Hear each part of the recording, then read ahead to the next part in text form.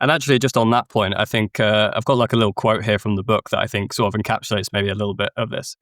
Um, the villager who used his wage account to buy wine on credit to sell for a profit, the Gaelic small farmers who sold mustard and pigs to the city, the mine workers running futures markets on their meagre rations, the Tuscan farmers who sold their excess wine to their neighbours, the sutlers who sold fish and prostituted their sisters to the army. The Roman 90% confronted their complex, exploitative world by wringing its neck.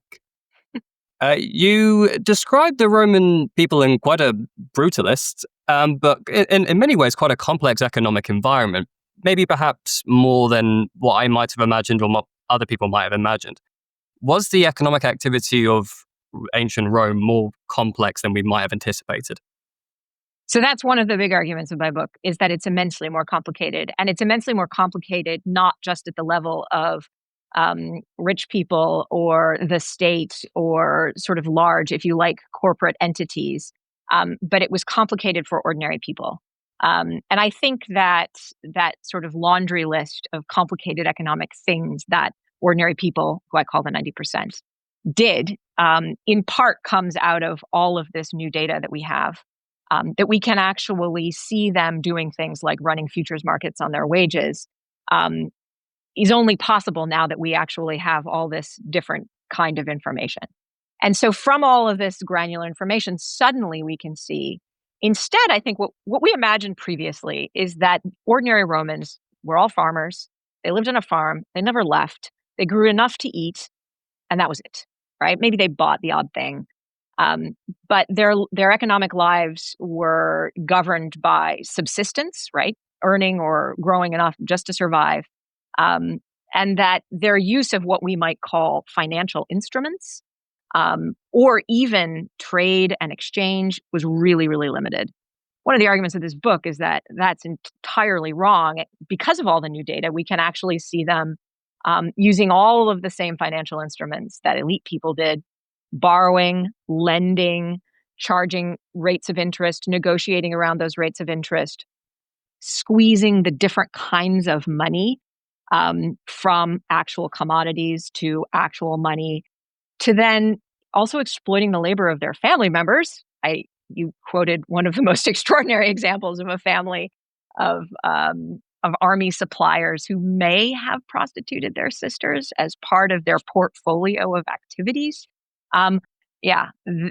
Immensely complicated. And I think the thing to note, Max, is that small in scale doesn't mean primitive in quality, right? So just the fact that these people are living small scale economic lives doesn't mean that those economic lives are simple, or governed simply by, an effort to make just enough to survive.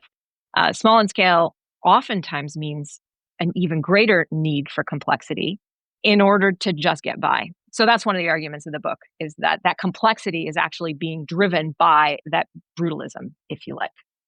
Yeah. And even when I was reading the book, one thing that stood out to me is from the ruling regulation side of it, there was actually quite a lot more tax mix than perhaps I would have anticipated or expected.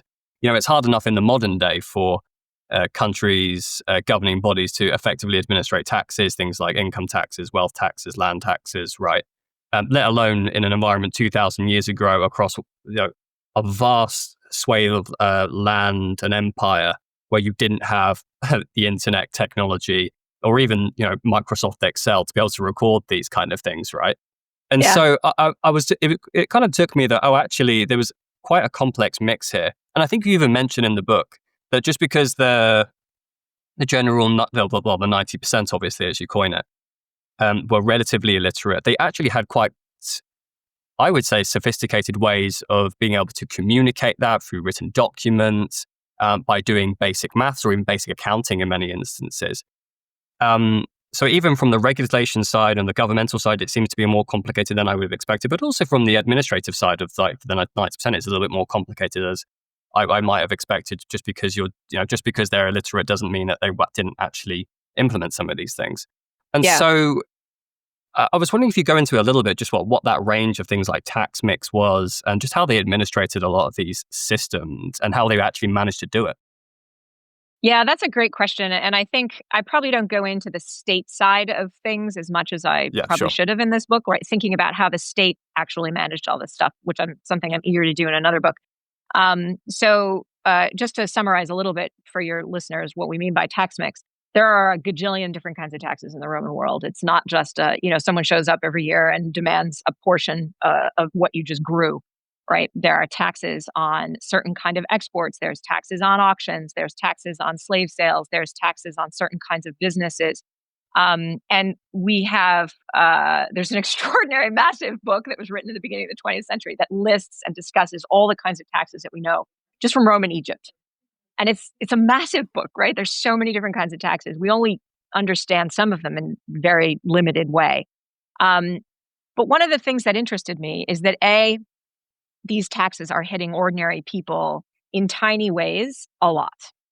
And as you say, if you've got to negotiate a ton of different kinds of taxes, you've got to figure out a way to keep track of all of this, right?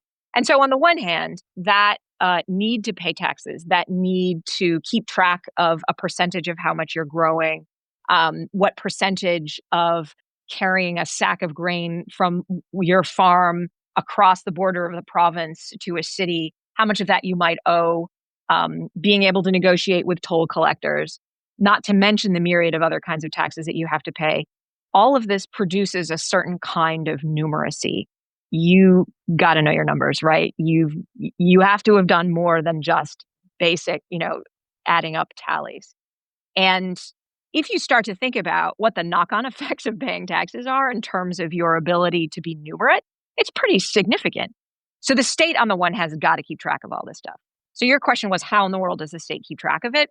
The Roman state did this in a way that we would find very strange. They outsourced an awful lot of this to the local level so that the state, whoever you imagine, some guy in a toga, right, with, a wreath around his head is not collecting these taxes, right? It's the local guy who is your neighbor who runs a side business collecting taxes, toll taxes, for instance, on a road for the state, who also happens in his spare time, to be the village priest and a farmer. So the tax collector and tax collection is this very local, very known thing. Uh, there are taxes which are bigger, scarier, and carried out by the state with a capital S, right? And those are land taxes that happen once a year, and those are scary and they're big in scale. Those demand math too, particularly if you have to produce a percentage of your outputs. You got to know what those are, right? Um, so I think the state manages these by basically outsourcing.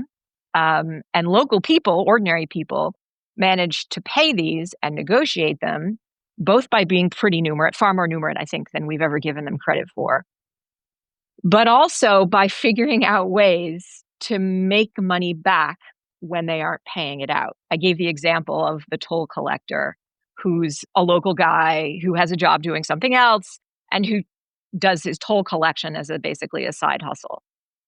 There are lots of ways in which the tax apparatus, because it's localized, employs local people, and people can make money off of various aspects of tax collection. And that could be not just collecting the taxes, but guarding the shipments of grain as they move from point A to point B, assisting with toll collection, counting things, right? There's a pretty substantial bureaucracy, which is local, right? It's your neighbors, it's your friends.